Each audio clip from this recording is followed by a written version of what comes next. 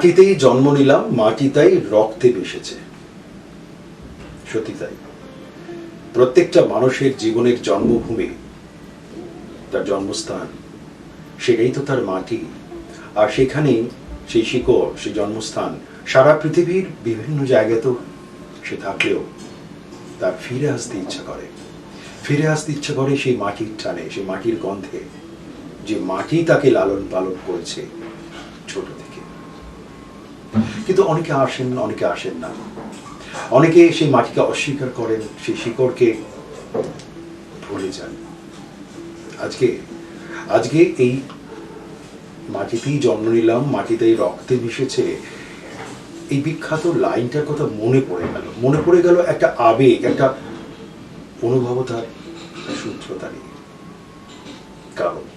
কারণ ওই ভাবনা। আজকে আমাদের সাথে রয়েছেন বিশিষ্ট বিজ্ঞানী, সারা পৃথিবী ব্যাপী যার নাম, যিনি লয়টনগর পুরস্কার পেয়েছেন বহুকাল আগে। সারা পৃথিবীর বহু ক্ষেত্রে তার বিচরণ, বহু ক্ষেত্রে তার গবেষণা, বহু ক্ষেত্রে তার সূত্রতা, ভারতের প্রতিনিধিত্ব করা, দেশের প্রতিনিধিত্ব করা, এই সমস্ত কিছু তো আছেই। ফিরে এসছে মাটির টানে, শিকড়ের টানে। সারা পৃথিবীর চূড়ান্ত বিনোদন এবং চূড়ান্ত প্রচুর প্রাপ্তিকে ছেড়ে দিয়ে তিনি দেশের জন্য, দেশের কাজের জন্য এসছেন। সাথে সাথে তার একটা অন্য ভাবনা এবং অন্য একটা সৃজনশীলতাও আছে। রহস্যটা থাকলো সৃজনশীলতা। আজকে আমাদের সাথে রয়েছেন বিশিষ্ট বিজ্ঞানী, বিশিষ্ট লেখক ডক্টর অলোক কৃষ্ণ গুপ্ত। নমস্কার অলোক বাবু। অনেকটা কথা একটু বলতে হলো। আসলে কিছু কিছু আবেগ না অনেকগুলো শব্দকে এমনভাবে মিশ্রিত করে দেয়, তখন সেই আবেগকে ঠিক মতো করে নিয়ন্ত্রণ করা যায় না। আপনি আমাদের মাস্টারমশাই মানুষ। মাস্টারমশাই মানুষদের সাথে কথা বলা, টেলিভিশনে কথা বলা, এই অনুষ্ঠানে তো প্রচুর বিশিষ্ট মানুষজনের এসছেন, এইটা প্রথমেই একটা ভয় থাকে, একটা আশঙ্কা থাকে। কিন্তু আমি এইটুকু জানি, প্রিয় দর্শক, আমাদের এই মাস্টারমশাই কিন্তু খুব ভীষণ ফ্রি, ভীষণ অন্যরকমের মানুষ। সারা পৃথিবীব্যাপী এই যে ঘুরে আসা, সারা পৃথিবীব্যাপী বিজ্ঞানের যে চর্চা, সারা পৃথিবীব্যাপী বিভিন্ন মানুষের সংস্পর্শে আসা, তারপরে দেশে ফেরা, এবং দেশে ফিরেও কিন্তু আপনি নিরন্তর পড়িয়ে যাচ্ছেন, নিরন্তর গবেষণা চালিয়ে যাচ্ছেন। দুটোর অনুভবতার মেলবন্ধন কিরকম ভাবে করতে পারছেন? আমি প্রথমে বলে রাখি যে আমি প্রথমে যে দেশে গেছিলাম বিদেশে, সেটা হলো আমেরিকা। এবং আমার 1965 সালে আমি গেছি প্রথম আমেরিকায়। তখন আমার বয়স 21.5-22। এবং আমেরিকায় যাওয়ার পরে সেখানে গিয়ে আমি যেটা লক্ষ্য করলাম, ওদের ডক্টরেট করার যেটা কায়দা বা মেথড, সেটা হচ্ছে যে কোনো ছাত্রকে কোর্স নিতে হবে, পড়তে হবে। ইংল্যান্ডে সেই সিস্টেমটা নয়।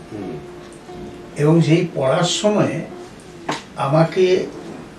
আমার মনে পড়ছে 12টা কোর্স নিতে হয়েছিল। তার মধ্যে 2টো কোর্স ছিল দুটো ল্যাঙ্গুয়েজ আদার দেন ইংলিশ। ওরা আমার যে ইংরেজির নলেজটা, সেটাকে ধরে নিয়েছিল। বলো তো, আপনি তো ভালো ইংরেজি বলেন, আপনার it is just like mother tongue. তো আমাকে 2টো ল্যাঙ্গুয়েজ শিখতে হয়েছিল, একটা হলো ফ্রেঞ্চ আর একটা হলো জার্মান। আচ্ছা। এবং এটাও বলে দিলেন যে ফ্রেঞ্চ, এই 2টো ল্যাঙ্গুয়েজের মধ্যে একটাতে আপনাকে এ পেতে হবে, সব মানে খুব ভালো কথা, এক্সেলেন্ট পেতে হবে। আরেকটাতে সি পেলেও চলবে। তো আমি ফ্রেঞ্চ নিলাম, আর ফ্রেঞ্চের সঙ্গে জার্মান। আর এছাড়াও এই ওখানে সেমেস্টার সিস্টেম, এক একটা কোর্স, যেমন ফার্স্ট সেমেস্টার, সেটা হলো আপনার লেবার ডে, ওখানেও লেবার ডে আছে। লেবার ডের পর থেকে শুরু হলো, আর ডিসেম্বরে ক্রিসমাসের আগে এই 7th 8th পর্যন্ত কোর্স চলতো। আচ্ছা, এই যে ধরুন তরুণ বয়সে প্রথম যাওয়া, হ্যাঁ। প্রথম তরুণ বয়সে যাওয়া, এবং তারপরে সেটা তো পড়াশোনার জন্য, হ্যাঁ। তখন ভবিষ্যতের ভাবনা, ভবিষ্যতের পরিকল্পনা, এই সমস্ত কিছুর একটা স্বপ্ন রয়েছে, কিন্তু কিভাবে এগোবেন সেটার একটা স্বাভাবিক প্রাথমিক একটা প্রস্তুতি। পরবর্তী পর্যায়ে যখন বিদেশে থাকলেন এবং বিদেশে যখন গবেষণা সূত্র ধরে যখন গেলেন এবং পড়াচ্ছেন, তখন ওই পড়ানো এবং গবেষণা সূত্র ক্ষেত্রে তফাৎটা কি চোখে পড়লো? মানে আমাদের দেশের ভাবনার সাথে ওখানে কিভাবে কি তফাৎ চোখে পড়লো? হ্যাঁ, আমার ধারণা, আমার মনে হয় কিনা কনভিকশন রয়েছে, আমাদের দেশে মাস্টারমশাই, টিচার এবং টট স্টুডেন্টস, এদের মধ্যে একটা বিরাট দেওয়ালের মতো আছে। এখানে ডায়ালগ যেটাকে বলে, টিচার এবং স্টুডেন্ট, এদের মধ্যে কোনো ডায়ালগ ভীষণ কম। ছাত্ররা ভয় পায় মাস্টারমশাইকে। ঠিক। এবং আমার বলতে বাধা নেই, অনেক মাস্টারমশাই এখনো আছেন যারা হয়তো 35-40 সালের আগেকার নোটস যা তিনি তৈরি করেছেন সেটাই হয়তো বছরের পর বছর পড়িয়ে যাচ্ছে। ওখানে তা নয়, ওখানে একজন টিচার খুব আপ টু ডেট থাকেন। এবং আরেকটা সিস্টেম বলছি, ওখানে একটা সেমেস্টারের পরে ওরা একটা বুকলেট পাবলিশ করে, সেইখানে স্টুডেন্টরা টিচারদের এরকম রেটিং সেগুলো বলেন। এবং আমার মনে আছে একজন টিচার, আমি নাম তো বলবোই না,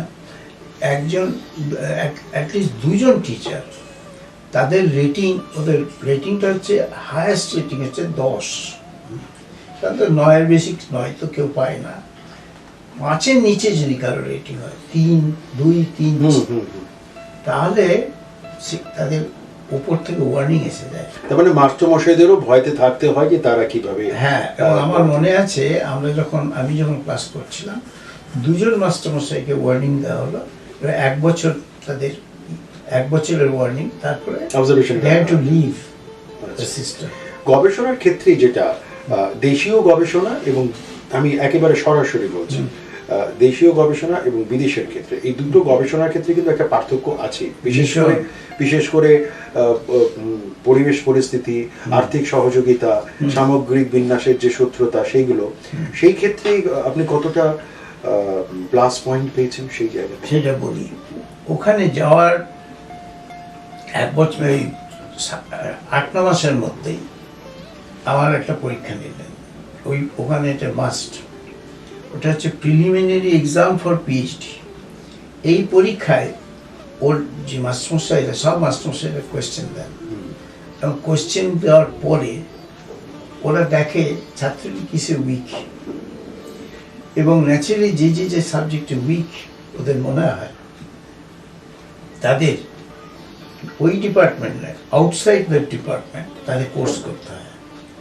এবং আমার মনে আছে প্রথমেই আমাকে করতে হয়েছিল ফিজিক্যাল কেমিস্ট্রি কোর্স। আচ্ছা, এই যে ফিজিক্যাল কেমিস্ট্রি কোর্স আমি করতে যাচ্ছি, সেখানে 95% স্টুডেন্ট ওরা হচ্ছে কেমিস্ট্রির, যারা কেমিস্ট্রি পড়ছে। আর আমি ফিজিক্যাল কেমিস্ট্রি কোর্স নিচ্ছি, ওখানে সমস্ত স্টুডেন্ট হচ্ছে ফিজিক্যাল কেমিস্ট্রি। এখন তার মানে যখন ওরা গ্রেডিং করছে at the end of the semester, তখন এবং ওদের ভীষণ পরীক্ষা দিতে হয়। আমার মনে আছে প্রথম পরীক্ষায় আমি ভাবছি তো যেমন এখানে পড়ানো হয়, খুব ক্লাসিক্যাল সমস্ত রিডিং টেক্সট বইগুলো পড়ে গেছি। দেখলাম একটাও টেক্সট বই নেই। ওটা টেক্সট বইটা হাতেই বললো যে তুমি টেক্সট বইটা ধরে নিয়ে না, হাতে নিয়ে টেক্সট বই উল্টাতে পারো। এবং সমস্তগুলোই অঙ্ক দেওয়া হয়েছে। এখন ন্যাচারালি আমি প্রথম পরীক্ষাটাই অত ভালো করি, তারপরে আমি বুঝে গেলাম যে এখানে এইসব চলবে না, you have to be very original. এবং এরপরেও এটাতে হলো ওই ডিপার্টমেন্ট আরেকটা কোর্স নিতে হলো, সেটা হচ্ছে ক্রিস্টোগ্রাফি। আমাদের দেশে যারা আর্টস সায়েন্স পড়ে, এই কোর্সগুলো ক্রিস্টোগ্রাফি, সে কোনো রকম করে একটা দুটো মডেল দেখিয়ে শেষ হয়ে যায়। তো এই যে এই যে ভাবনা, এই যে সংস্কৃতির যে সূত্র এবং গবেষণা এবং পড়াশোনার যে সূত্র, তার পাশাপাশি তার কিন্তু অন্য ধরনের কাজের ক্ষেত্র পরবর্তীতে তিনি গবেষণার সূত্রতে আসছেন। সেই সূত্র কি? সেই সূত্র কিন্তু আমাদেরকে জেনে নেওয়ার প্রয়োজন, জানবো। তবে তার আগে একটা বিরতিতে যেতে হচ্ছে, বিরতির পর ফিরে আসছি, সাথে থাকুন। প্রচার না, গানের প্রসারে যে সমস্ত সঙ্গীত শিল্পীরা উৎসাহী তারা সাধু। আজকের গান ভালোবেসে। যোগাযোগ করুন 8910397630। আজকের গান ভালোবেসে। আজকের গান, আজকের গান ভালোবেসে গান। বিরতির পর ফিরে এলাম। আজকে আমাদের অনুষ্ঠানের অতিথি ডক্টর অলোক কৃষ্ণ গুপ্ত। যেটা বিরতির আগে কথা হচ্ছিল যে ওই ওখানকার পরীক্ষা, বিদেশের পরীক্ষা, গবেষণার সূত্র ইত্যাদি ইত্যাদি। তারপর তো আপনি দীর্ঘদিন ওখানে পড়ালেন, ওখানে গবেষণার সূত্র করলেন, সবকিছু ঠিক আছে। আমি একটু আপনার অন্য একটা পয়েন্টের ক্ষেত্রে বলি, যেটা আপনার একটা অন্য, আমার ধারণা যেটা জীবনের একটা অন্য চ্যাপ্টার। তারপর আমি আবার বিজ্ঞানে আসবো। এই চ্যাপ্টারটা হচ্ছে লেখালেখি এবং পুরোটাই বাংলা ভাষাতে, পুরোটাই। প্রচুর আপনার ইংরেজি বই রয়েছে, সেটা একেবারে বিজ্ঞানের বই, আমি থেকে আসছি না, কিন্তু বাংলাতে আপনার প্রচুর গল্পের বই, ছোটদের বই, এই যে ভাবনা, এবং বাংলা নিয়ে একটা ব্যাপক একটা রিসার্চ, আলোচনা, সেই ভাবনা, এইটা হঠাৎ কেন শুরু হলো? কি দেশে ফিরে এসে মনে হলো যে না, এবার আমার ভাষাকে কিছু দিতে হবে? এটার উত্তর দিতে গেলে আমাকে একটু আমার ছেলেবেলায় ফিরে যেতে হয়। আমি যখন ছেলেবেলায়, আমার বাবা খুব ব্যস্ত থাকতেন, তিনি মাইনিং ইঞ্জিনিয়ার ছিলেন। সেই সময়ে আমাদের পড়ানোর জন্য একজন শিক্ষককে রাখা হয়। তিনি সংস্কৃত ভীষণ পণ্ডিত ছিলেন, সংস্কৃত ভালো জানতেন, এবং উনি যখন পড়াতেন আমাদের, তখন কতগুলো জিনিসের উপর নজর দিতেন। বলতেন, দেখো যে আমাদের যে ভাষা, বাংলা ভাষা, তার 70 to 80% হচ্ছে সংস্কৃত থেকে এসেছে। অবশ্যই দেশি ভাষা বা অন্য জিনিসের মিক্সচার ঘটেছে,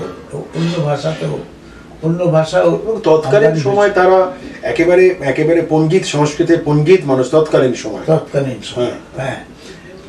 তো সেই সময়ে উনি বাংলায় পড়াতে গিয়ে এত বেশি ডিটেলে যেতেন।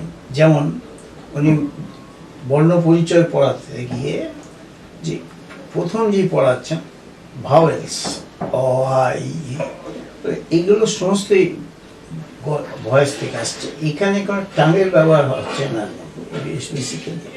কিন্তু যখন উনি ব্যঞ্জন বর্ণের কথা আসছেন, ক থেকে শুরু, ক বর্ণ থেকে ক, চ, সবই বলছেন, তখন প্রত্যেকটা সংস্কৃতের অনুযায়ী এগুলো হচ্ছে, এটি ক যেমন কণ্ঠ বর্ণ, ক কণ্ঠ থেকে আসছে, চ তালব বর্ণ, ট, এইরকম করতে করতে প হলো অশ্ব বর্ণ।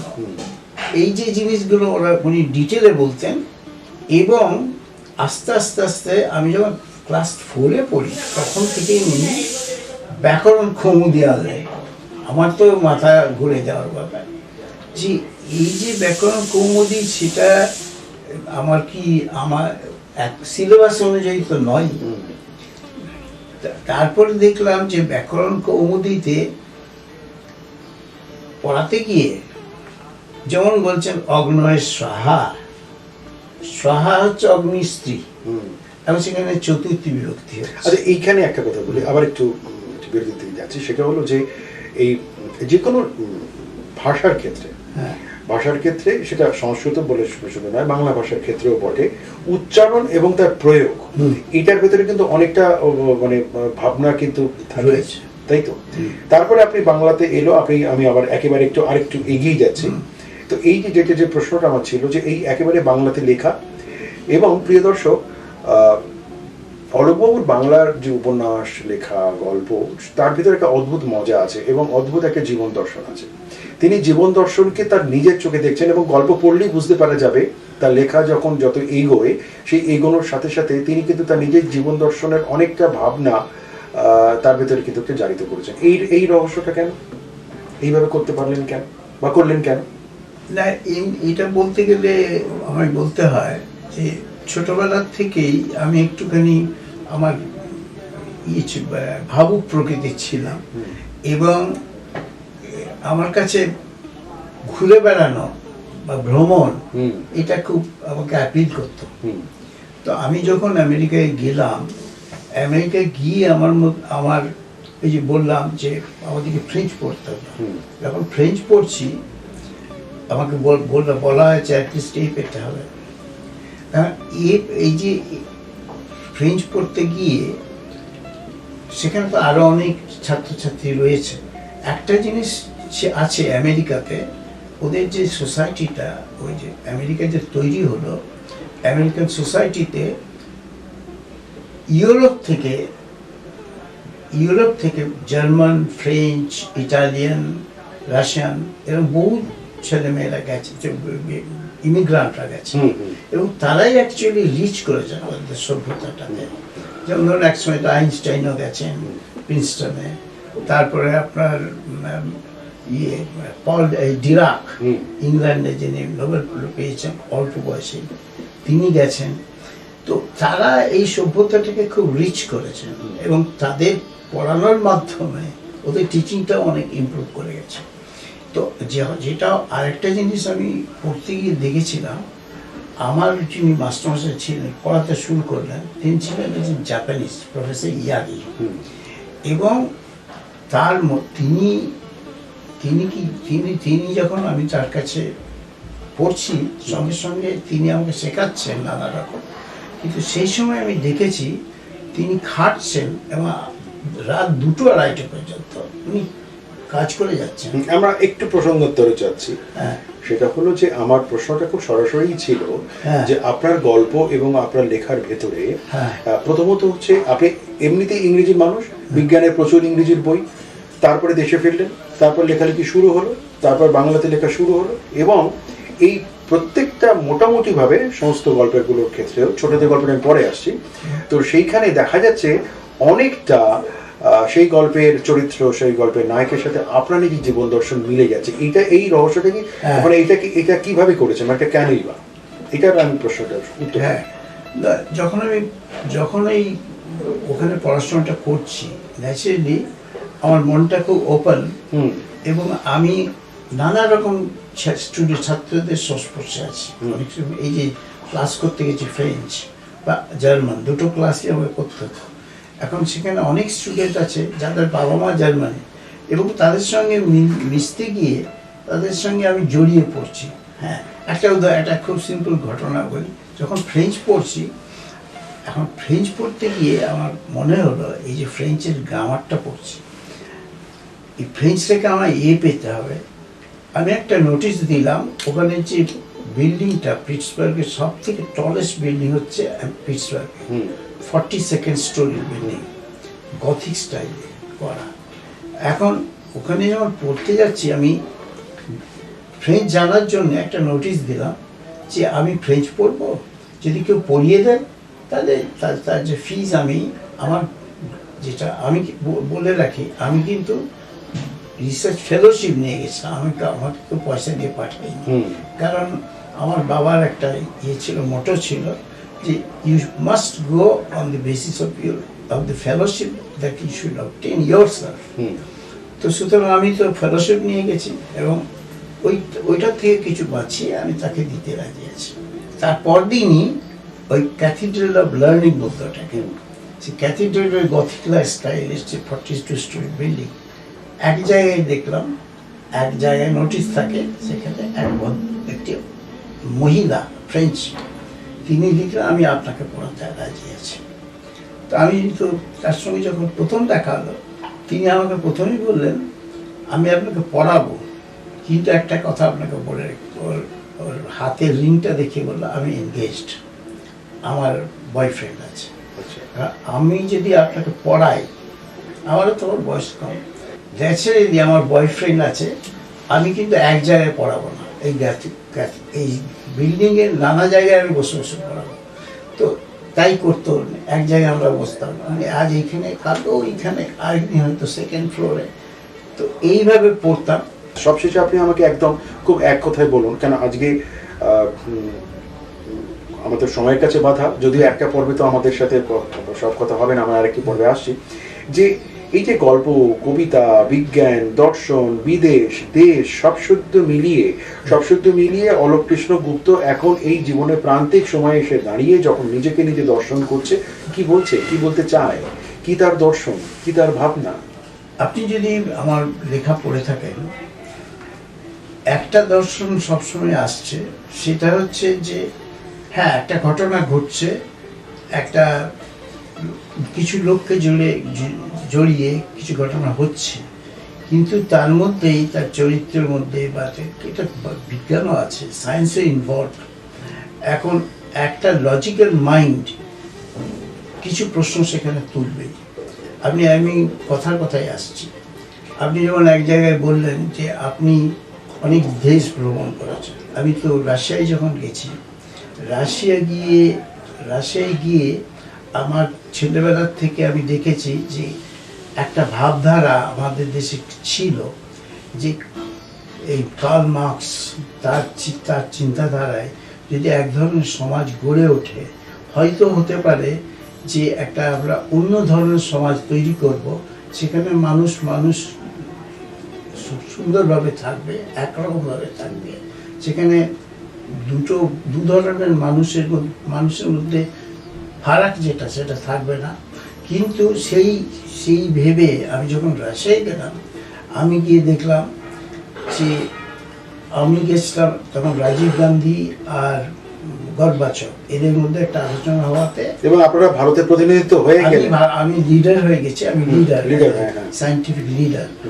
এবং তখন গেছি এবং আমার সঙ্গে আরও 7 জন প্রফেসরও গেছেন, এবং তারাও ডিফারেন্ট জায়গা থেকে, সাউথ ইন্ডিয়া, বেনারস, তারপরে খড়গপুর আইআইটি বা এনপিএল, ন্যাশনাল ফিজিক্যাল ল্যাব। আমার শেষে আমি সময়ের কাছে বাধা বলে আমি এই জায়গাটা বলছি, কিন্তু আমার এইটা আমরা অন্য আরেকটা পর্বে ঢুকবো এই বিষয়টা। আমি বিজ্ঞানের বিষয়টা একটু ঢুকিনি।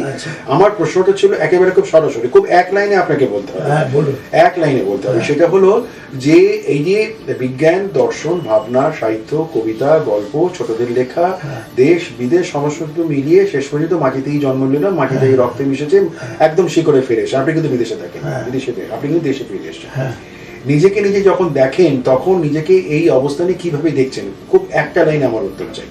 আমার নিজেকে নিজে দেশে দেখতে গিয়ে এসে অনেক সময় মনে হয়েছে আমি যদি থেকেই যেতাম দেশে, এবং সেটা আমার পক্ষে খুব সহজ ছিল, তাহলে বোধ হয় আমার পার্সোনাল গেইন অনেক বেশি হতো।